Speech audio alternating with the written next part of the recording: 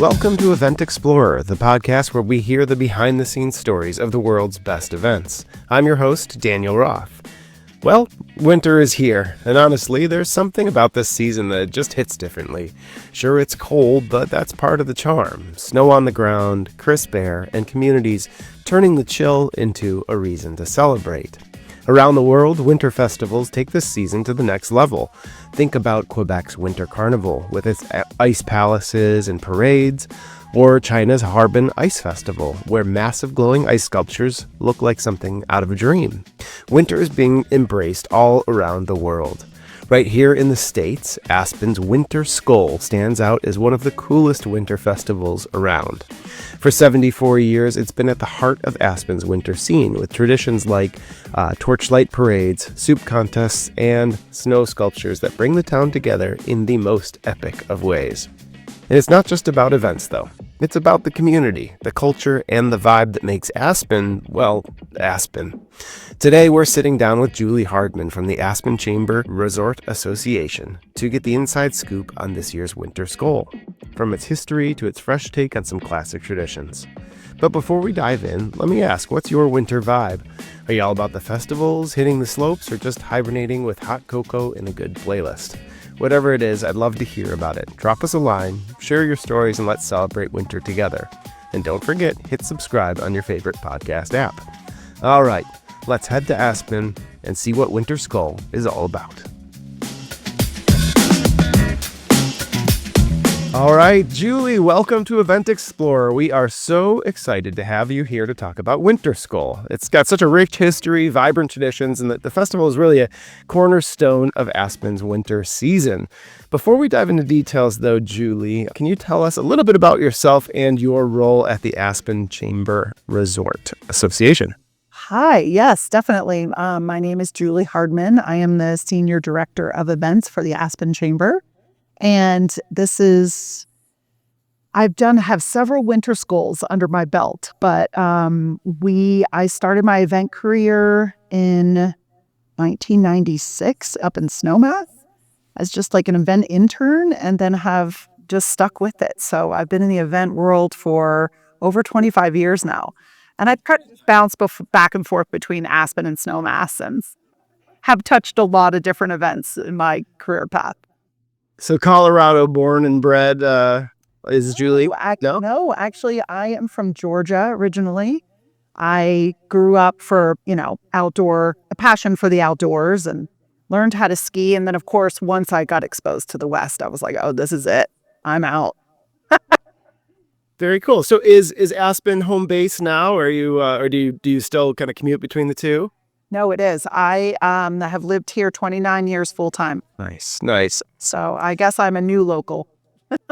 Sure. Yeah, exactly. Well, hey, 29 years is a pretty good tenure. Right? Yeah, I haven't lived that long anywhere else. So, to that point, I mean, there is a draw, right? Aspen is a one of the more magic kind of cities in the U.S. or towns in the U.S. It has a long cultural history. It has a lot of character to it. What were your first experiences like, kind of moving to Aspen and getting to experience some of those events yourself?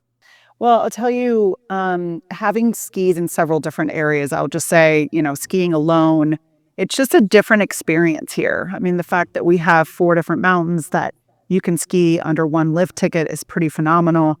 It is a real town. It's not it wasn't an area that was built. I mean, the town existed first and then the ski area was built on top of it. But I think because of that, it got that rich culture and the fact that you do have so much arts and culture and entertainment on top of it. It's a tiny town, but it doesn't feel tiny, right? We still have the best musical festivals, the best arts and culture access. Our art museum's amazing. We get some world-class dance performances here. It's just, I don't feel like we're missing anything by being in such a small town. So, and it's very unique in the other areas that other ski towns I've been to. It's just very different. I feel like a lot of them feel like they're only a ski town, whereas this really Aspen really envelopes so much more than that. It's makes it a place that you can stay for a long time. Very cool. And you have a part of that culture and the part of what, maybe Aspen offers that other places don't, it doesn't, don't, is our festivals, Aspen Food and Wine, Aspen Ideas. I know X Games started, I think, out of Aspen as well. I mean, these are major global events with coverage that expands, the world over and gets kind of the top minds there. What do you think some of the reasoning is that, I mean, but it's a beautiful place and it's a great place to go, winter and summer, but is there kind of a culture there that brings the attention and that people, even locals, want to attend events and things like that? Yeah, definitely. I think, we were lucky because, our founding fathers are the ones that started this process. So not only was Aspen known for its silver mining back in the day, it was discovered we found the largest chunk of silver in Aspen. So that's what put it on the map to start. And then some of our founding fathers of this area started that Aspen Ideas, which is like the philosophy of mind, body, and spirit.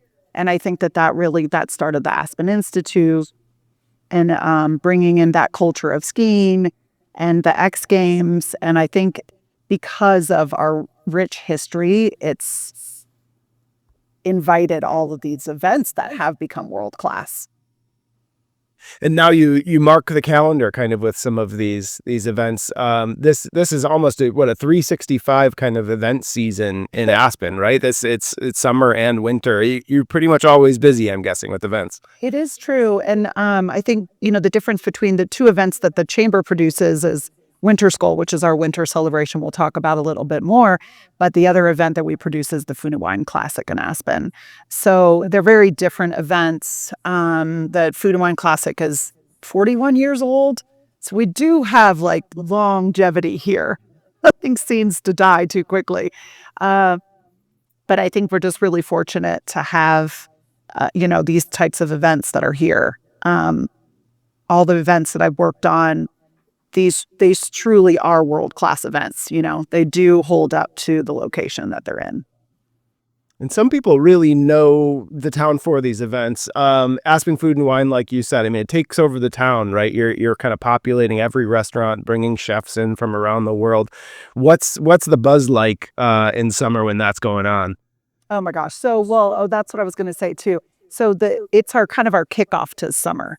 That event really gets everything going. It's a takeover. It's just as you would say Merry Christmas or Happy Holidays. It's Happy Food and Wine, and Winterskol is a little bit the same. It's like Happy Winterskol.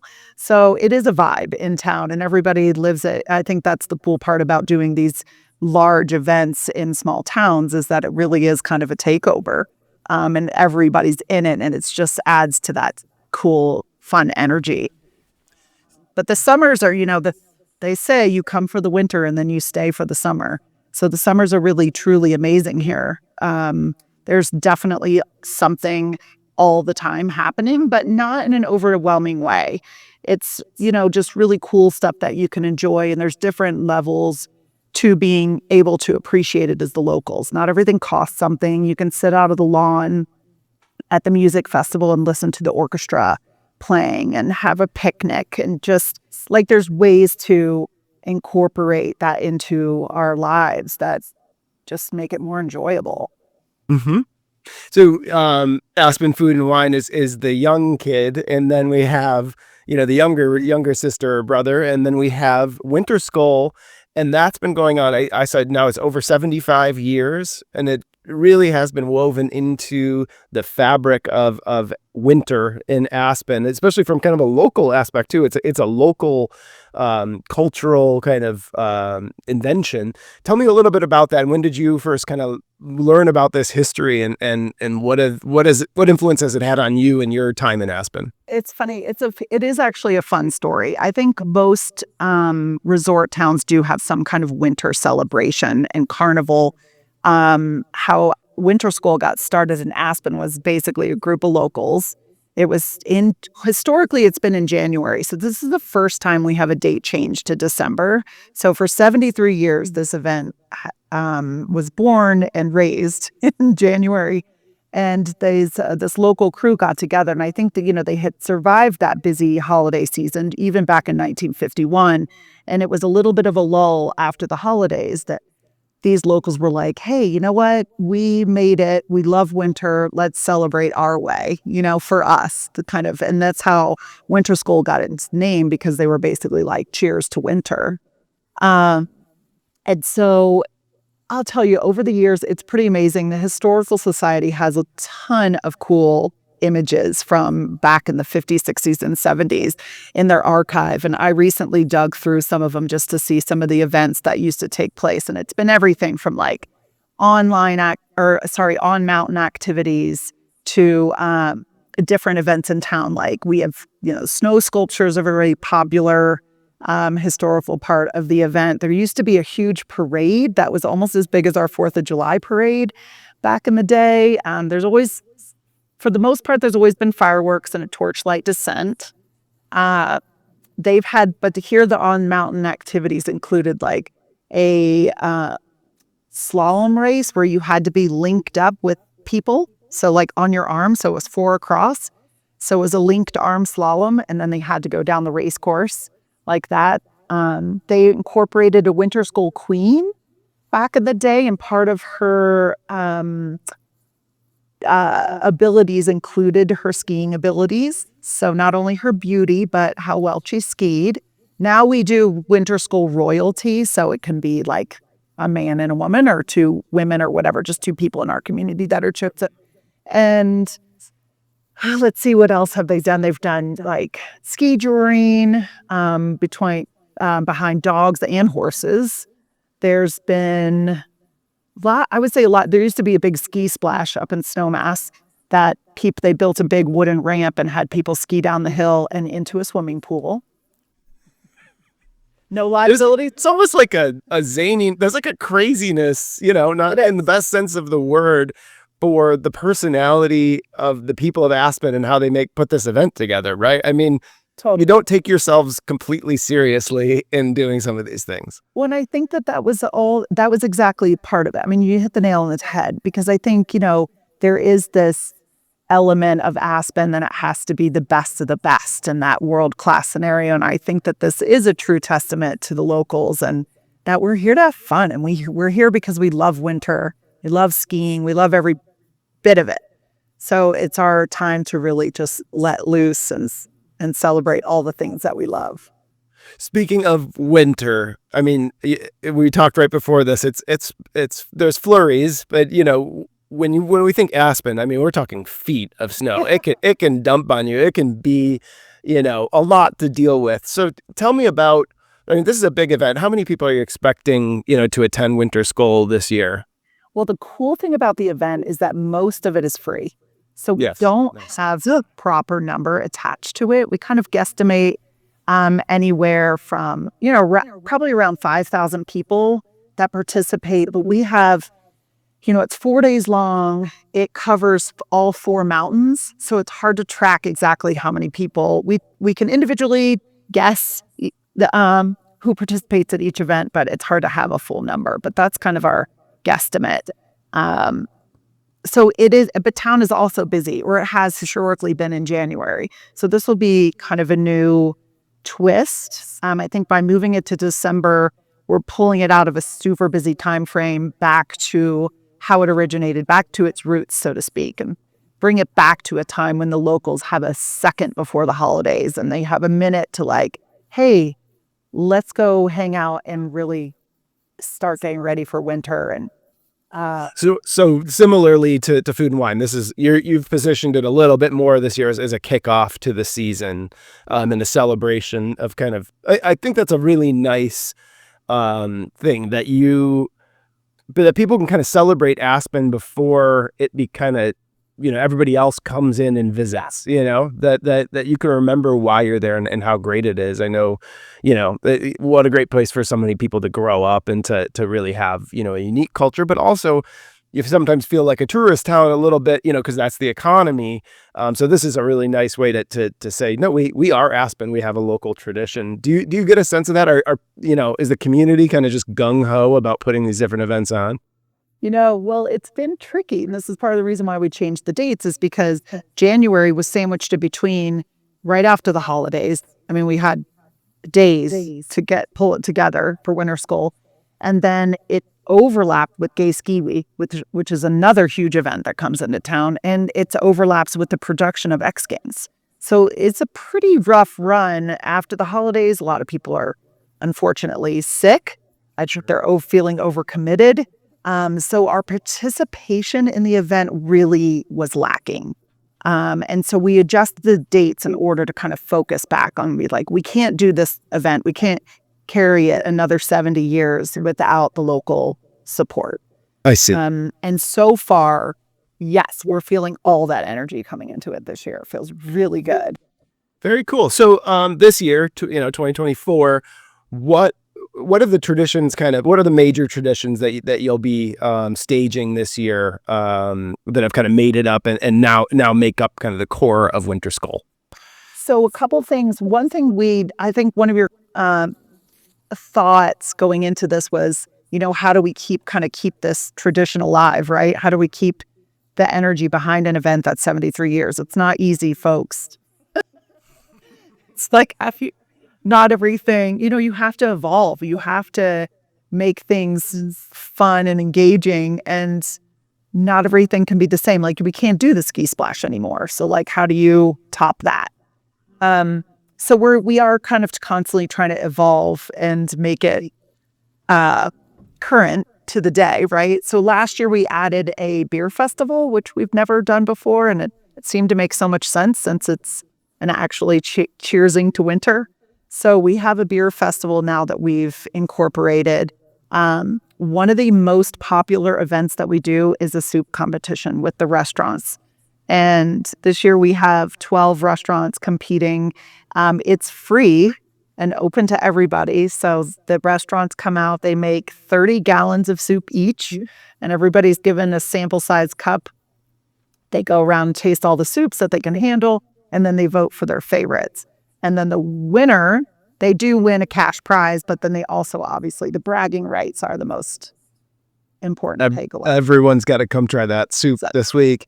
I mean, you can just imagine kind of walking around the streets with a hot cup of soup. I mean, it's perfect, right? And it is a celebration. Yeah. Really, what about these on mountain kind of? Yeah, I saw the explain a little bit about setting up and what the torch run kind of is. You're still doing this, right? Yeah, that's Torchlight descent, a tradition. Well, as you know, living out west, we don't have a lot of opportunity for fireworks in the summertime. It's just too risky. So the winter's our time frame for fireworks. So the fireworks are a big tradition. Prior to the fireworks launching, we do what's called a torchlight descent. So literally roadside flares in each hand. They start at the top of the Little Nell Run on Aspen Mountain. And then everybody snakes down together like a big line of people with their flares on each side. And it's just a really cool image. You want to be farther away from the mountain so you can see it, but it's basically a line of red lights coming down the mountain. Typically it's 300-ish people that participate. And as soon as they all get to the base of the mountain, the fireworks go off. So it's just another fun little visual to see coming down. Amazing. Yeah.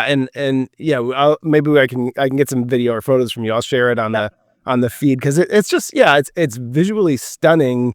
And you can kind of get a big sense of scale and the scale of the mountain there too. And kind of just the love for, being outside in the winter sports from that too.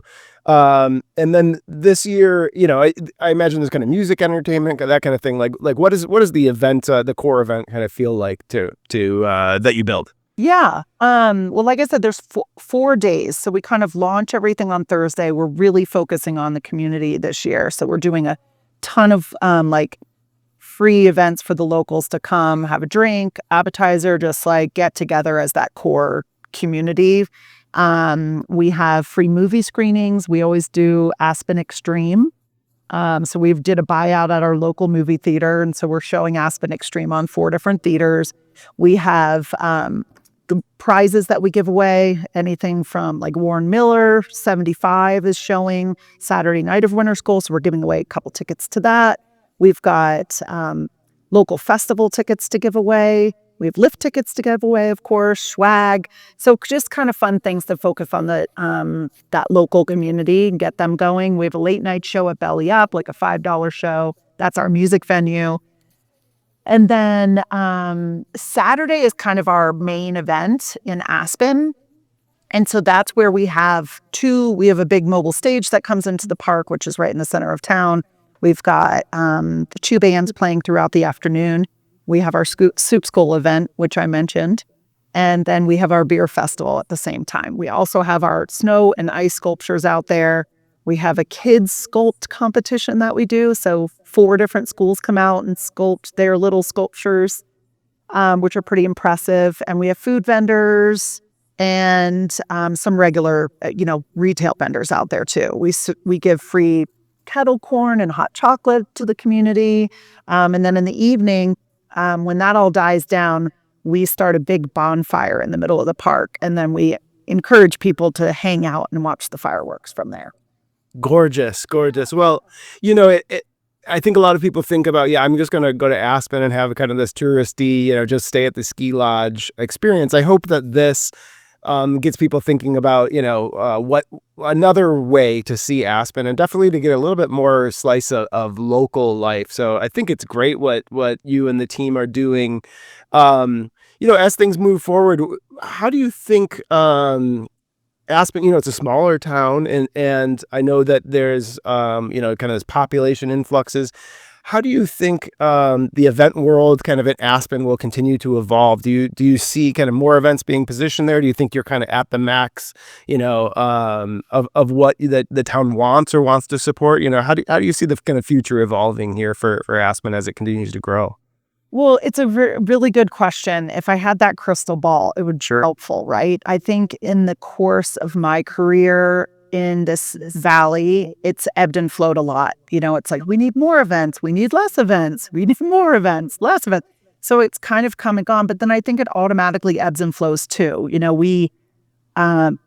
We keep getting X Games coming back, which is an event that the ski company brings here.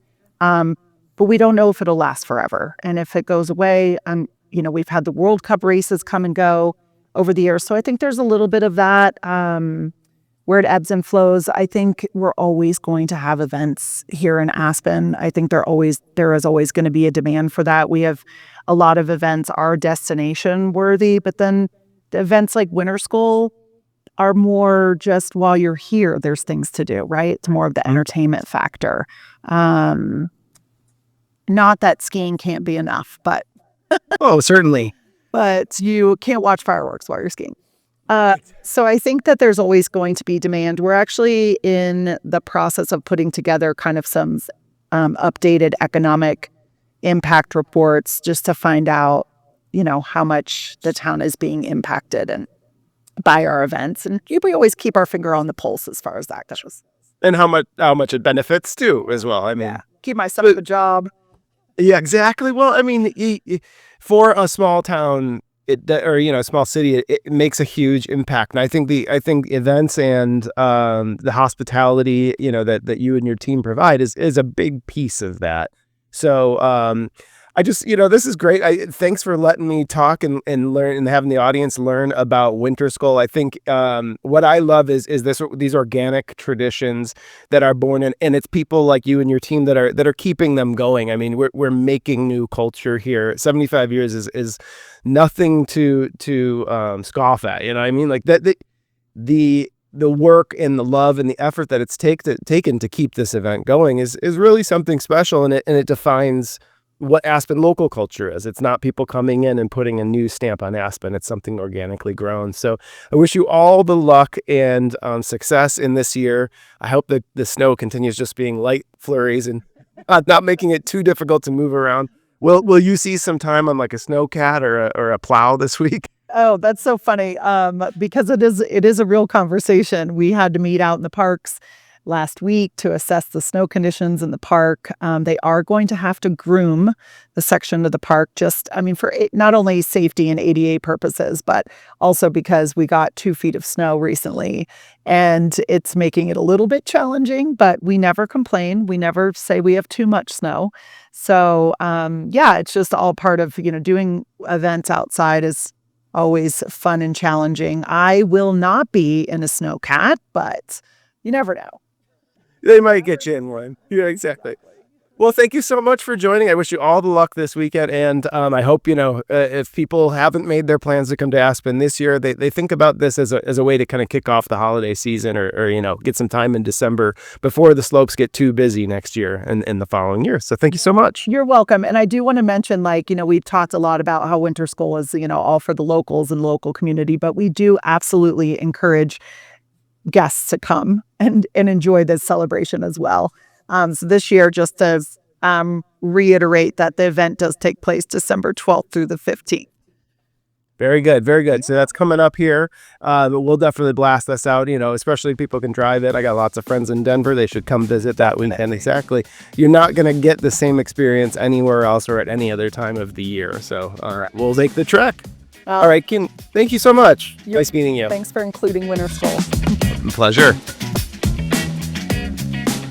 That's a wrap for this episode of Event Explorer. A huge thank you to Julie Hardman for taking us behind the scenes of Aspen's Winterskol Festival.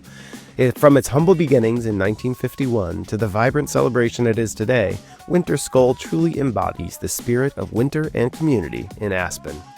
Don't forget, follow us on Instagram and LinkedIn for more updates, behind-the-scenes moments, and festival stories. We'd love to hear from you. Share your winter festival plans with us and keep the conversation going. Until next time, I'm your host, Daniel Roth. Happy exploring.